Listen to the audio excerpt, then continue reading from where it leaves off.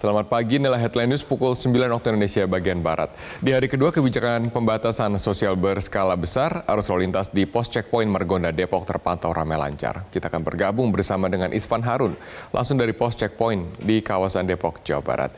Isvan, bagaimana penerapan PSBB di hari kedua? Robert, untuk penerapan pembatasan sosial berskala besar di hari kedua, tepatnya di perbatasan antara Kota Depok dengan wilayah administrasi Kota Jakarta Selatan, tampak masih dilakukan pemeriksaan sama seperti hari pertama kemarin. Petugas gabungan dari Kepolisian, TNI, Dinas Perhubungan, serta Satpol PP melakukan pemeriksaan bagi setiap pengendara maupun juga kendaraan, baik itu roda 2 maupun juga roda 4 yang melintas di pos perbatasan antara Kota Jakarta Selatan dengan Kota Depok. Pemeriksaan ini untuk menyasar apakah pengendara maupun juga pengemudi sudah menerapkan PSBB, termasuk dengan penggunaan masker dan juga penerapan physical distancing ketika berkendara. Tadi berdasarkan pengamatan kami, memang masih ada sejumlah pengendara yang belum menerapkan PSBB, seperti misalnya penerapan physical distancing, kemudian juga penggunaan masker.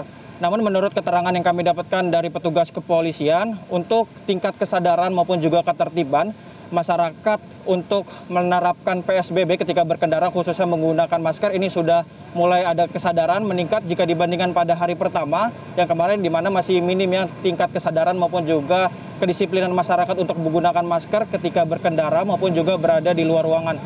Kemudian untuk arus lalu lintas memang tampak terjadi penurunan di pos checkpoint Margonda Kota Depok, Jawa Barat. Jika dibandingkan pada hari pertama pemberlakuan PSBB di Kota Depok, masih banyak ditemui kendaraan yang melintas di pos checkpoint. Berbeda pada hari ini, jumlah volume kendaraan sudah mulai menurun seiring dengan sosialisasi maupun juga edukasi yang diberikan petugas terkait kepada masyarakat di Kota Depok pada khususnya. Robert. Ya Isvan, apa saja kebijakan physical distancing dalam berkendara? Robert, tadi dalam pemeriksaan memang kami juga sempat menanyakan terkait dengan physical distancing yang diterapkan di pos checkpoint antara Kota Depok dengan Kota Jakarta Selatan, yang mana untuk pengendara roda 2 ini diminta untuk tidak berboncengan. Ketika nanti misalnya didapati berboncengan maupun juga berpenumpang, ini penumpangnya diminta untuk turun, kemudian dicek dokumen-dokumen terkait seperti misalnya KTP maupun juga surat izin mengemudi. Kemudian untuk penumpangnya ini diminta untuk meneruskan perjalanan dengan menggunakan transportasi umum seperti angkutan perkotaan yang tersedia di wilayah Margonda ini. Kemudian untuk roda 4, untuk pengendara-pengendara yang berjumlah atau juga melebihi batas penumpang melebihi 50% dari jumlah angkut kendaraan, juga diminta untuk menyesuaikan physical distancing, yakni dengan melakukan jaga jarak sekitar 1 sampai dengan 1,5 meter atau selencang tangan kanan.